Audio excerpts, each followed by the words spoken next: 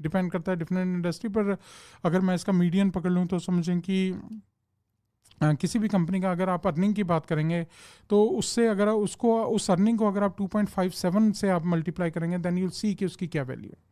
लेकिन एक दूसरा फॉर्मेट भी है, आप रेवेन्यू से भी आप कनेक्ट कर सकते, मल्टीपल कर सकते हैं, और उसके बीच में जो रेंज है रेवेन्यू की वो है 0.4 से लेकर 1.2% के बीच की। सो कहने का मतलब जब आप रेवेन्यू आप कलेक्ट करेंगे तो उसमें फिर आपको जो है जो ये वाला मल्टीपल लगाना पड़ेगा। एवरेज की अगर बात करूँ, एक तो वहाँ पे आप 2.5% याद रखें, यहाँ पर आप थम रूल में 0.60% आप याद रख लें। थोड़ा बहुत पॉइंट्स में इधर उधर है, लेकिन एक थम रूल मैं आपको दे रहा हूँ।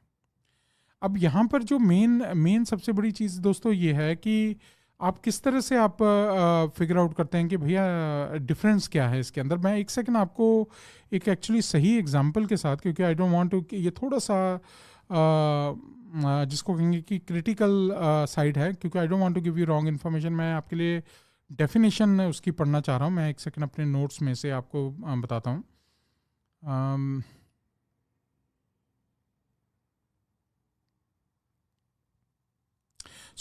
पहले तो क्योंकि मैंने आपको दो मल्टीपल दिए, एक तो मैंने आपको मल्टीपल दिया जिसके बीच में मैंने आपको कहा कि भैया अर्निंग मल्टीपल आप लगाना चाहते हैं या फिर आप लगाना चाहते हैं रेवेन्यू का मल्टीपल। तो एक क्वेश्चन शायद आप बहुत सारे दोस्तों के दिमाग में आएगा, और बिजनेस, अगर आप बिजनेस में यू प्रॉब्ली ऑलरेडी अंडरस्टैंड इनका डिफरेंस, लेकिन उन दोस्तों के लिए जो कि individual and they want to understand. अब रेवेन्यू की जो दोस्तों जब मैं बात करता हूँ तो रेवेन्यू क्या है? Revenue is all the money that you're coming in for the sale. सो कहने का मतलब आपने कोई सर्विस या बिजनेस दिया और उसमें जो है आपको क्या चीज़ आपको आपका इनकम टोटल कितनी आ रही है।